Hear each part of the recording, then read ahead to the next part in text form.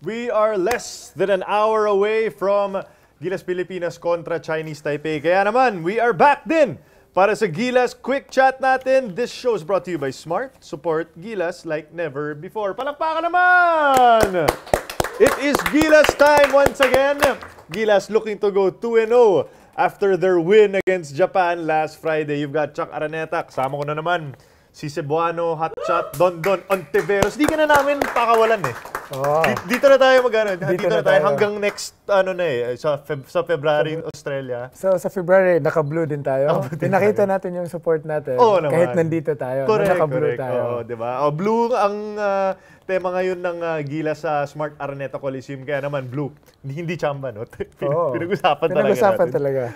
Okay, once again, we are so happy to have you guys. Thank you for checking out the show again. Kung meron kayong mga comments, may reaction kayo, may mga mensahe kayo para kay Cebuano, Hotshot, Dondon, Hontiveros on Facebook, let us know. Kung may oras tayo, basahin po natin yan dito live. And the game on hand, as we mentioned, Chinese Taipei doon kontra sa Gilas Pilipinas. It was a, well, let's set the stage, no? So Gilas won 77-71 kontra sa Japan last Friday. Sa kabila naman, different story because Chinese Taipei was walloped by Australia. 104-66. Yun ang naging final score. But I think kailangan mo rin ligyan sa tamang konteksto na Chinese Taipei is a team that has played us well throughout the years. 2013, natalo pa tayo sa kanila, no?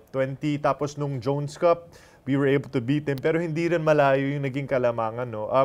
You've had experiences also against Chinese Taipei throughout the year, Don. Ano yung mga maalala mo tungkol sa Chinese Taipei playing against them? First na nakalaban ko sila, 2002. Asian Games pa yun. And nagulat kami kasi they were really giving chances mga younger guys in preparation for future tournaments. In fact, parang feeling namin, una naming nakalaban, parang mga high school itong nakalaban namin Mga bata pa talaga. Mga bata. They were just there for the experience. Tinambaka namin sila 30, mga ganun. Then nung nakalaban na namin sila that Asian Games, sometime December, nakita namin nag-improve na sila. Well, they have other guys na batang-bata pa nun yung long hair. Si pangalan to, si Cheng Wenting. Yeah, so I don't know if wala na yata. Wala na. Graduate. So, nakalaban namin sila again. Jones Cup ako for 3 straight years, 2005, 06, 07. Every year nag-improve talaga sila. Of course, home court nila, they have support ng nila, kababayan nila, sa iba yung laro nila. Nung nakalaban namin sila outside Taipei, kita namin na nag-grow talaga sila and they keep on changing or looking for younger players. Kaya nakita ko dito, 3 or 4 na lang yung mga players na nakalaban ko from that 2015. I went there also under Coach Tab. So, I guess they put premium on sa mga bata ba. So, of course, they still have Quincy Davis, na pag-usapan din mamaya, na yun lang yung parang source of inside presence nila. Right. So, I think, ang masasabi ko about is, I think they're trying to model their game or based sa mga Korea, Japan, na they try to create turnovers, transition points, yun yung gusto nila mangyari. And nakita natin sa stats nila against Australia, kahit tambak sila, ang ganda ng shooting nila. 3-point conversion nila ang ganda. And yun na, talo nga sila sa points in the paint, pero they make it up sa outside shots nila. Right. So, we're gonna be talking about Chinese Taipei in a while, no? Pero, and I think it's a great point you brought up, na Chinese Taipei, Taiwan has really been very active in trying to build yung programa ng basketball sa kanila. I mean, the fact that they have the Jones Cup there the past few years, and also they're very competitive in the FIBA, in the Asia landscape, no? Kaya naman talagang this is not gonna be an easy match kahit na tinambakan sila ng Australia. But of course, Gilas Pilipinas, on paper, once again, ito rin yung sinabi natin sa Japan. They have more than enough really to defeat this Chinese Taipei team. So silipin natin ngayon yung highlights from their win against Japan. No? It was a 77-71 win against Japan. And there were some uncomfortable moments also doon, lalo na nung yung second and third period na akala natin kumbaga matatambakan na natin move on na tayo, book na tayo ng flight going to Japan, di ba? Back to Manila. Pero third quarter humabol. Tapos buti na lang, meron tayong the blur Jason Castro at medyo siya na yung nag-take over nung fourth quarter. And if you remember, in-extend pa talaga ni Coach Chot yung minutes niya sa third quarter kasi hindi niya mailabas Then, yun nga, Coach Chot made some adjustments. Fresh na fresh si Jason going back sa fourth quarter. And there was even one instance or during a timeout na nakita ni Jason, being the leader of the team, nakita niya na how Japan was defending the shooters. So, if nababasa yata natin, he was setting up the play, showing it to Coach Chot. Na ito siya pa yung nag-diagram ba? Right. It's the relationship between Coach Chot and Jason through the years. He has started Jason na parang, Jason, kung ano nakikita mo, suggest ka. Of course, the players will follow your lead. And true to his word, yun nga, nakita ni Jason anong maging effective attack on that zone. Itong Jason Castro na napapanood natin, I think a lot of people have noticed kahit itong huling season ng PBA, mas vocal na si Jason, kumpara sa kilala natin. And I'm sure you've seen this also. Ikaw ba, dahil I guess on the other team ka rin with Alaska, kumbaga, saksi ka rin ba sa development ni Jason bilang leader for this team? Yeah. Well, there was a few practices, 2015, na yun nga, nagsastart pa lang kami. Ang tahimik talaga ni Jason.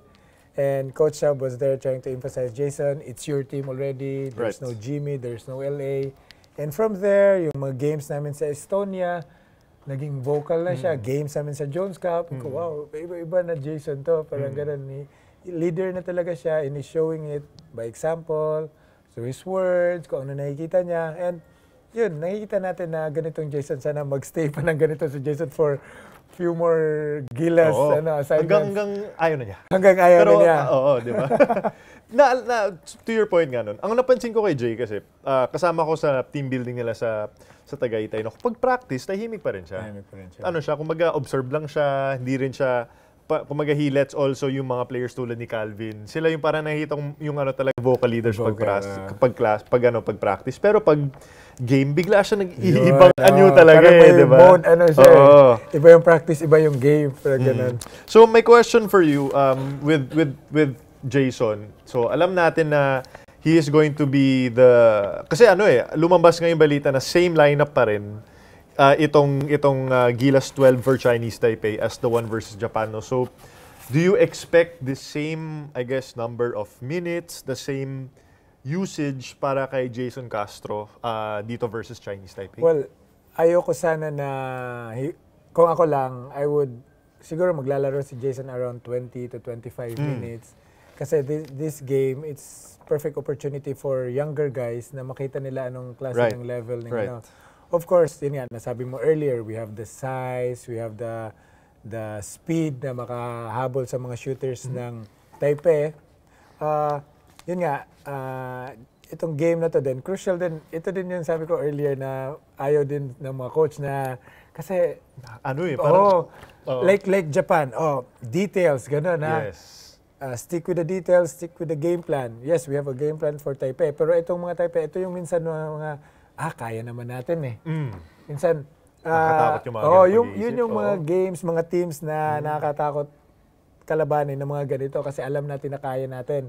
Pero nga, with Jason there, na hopefully, maglalaro siya sa mga 20 to 25 minutes and opportunities for Kevin Alas, for Kiefer. Yeah, and, okay, so we talked about Jason Castro, pero I think yung magiging susi din itong laban is going to be definitely Andre Blatch against Quincy Davis. Kilala natin si Quincy Davis, siya yung naturalized player ng Chinese Taipei. Kumbaga, fixture na talaga yan been sa... there for the longest time. for the longest time, no? Talagang and he was still productive versus Australia. Naka 17 points din siya doon. Pero, on paper, this should be a matchup na kaya pa ring i-dominate ni Andre Blatch. Kasi, you have Quincy Davis and then the tallest player after Davis is 6'4". Pareho na yung height. So, puro mga power forward na. So, on paper, ito na naman tayo, on paper, this should be a good match for Blatch. And not just for Blatch, but even yung mga bigs tulad nila Junmar Fajardo and Japeth Aguilar. So, we better take advantage and for the other guys to really get that chance to play, dapat iset na ng tempo ng Gilas at the start. Start strong, pakita na ito yung nilalaro natin, pakita na agad sa I mean, if you're the visiting team, pag nakita mo yung home team na ganda ng nilalaro, minsan may ma-feel ka na towards the middle of the first quarter. Wow, iba palang team na to, di ba? Right. And sila lang din, they just want to stay within the game, mga 8 points, they try to create turnovers, baka makashoot pa, yun lang yung gagawin ng Chinese Taipei. So it's really up to Gilas to set the tempo right away. Don, yung Australia versus Chinese Taipei, so the fast break, Australia had 62 fast break points compared to only 38 for Chinese Taipei. That's a lot. That's still a lot actually, no? Pero and points of turnovers, this was big for Australia. They got 27 points of turnovers. With that in mind, anong klaseng game plan siguro ang in-expect mo dito from Gilas? Are you expecting them to be more of a half-court or more transition up and down the floor sila? Well, si Coach Shot naman, if there's opportunity to run for transition, they would do that. And if walang chance, again, they would go to their dribble drive or look for mismatch sa post, which we have. And I guess parang mix of mix of transition and half-court game. They will try to take advantage kung anong meron and tingnan nila anong mga adjustments din gagawin ng Taipei.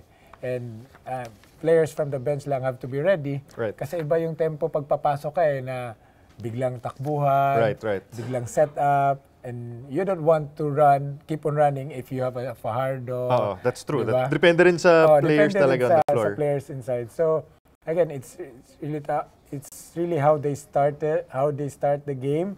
And yun nga, towards the middle of the game, to stay composed. Yun, pakita na lang sa Taipei agad na kaya natin. If we can get that 20-point lead. Right. Yeah, di ba?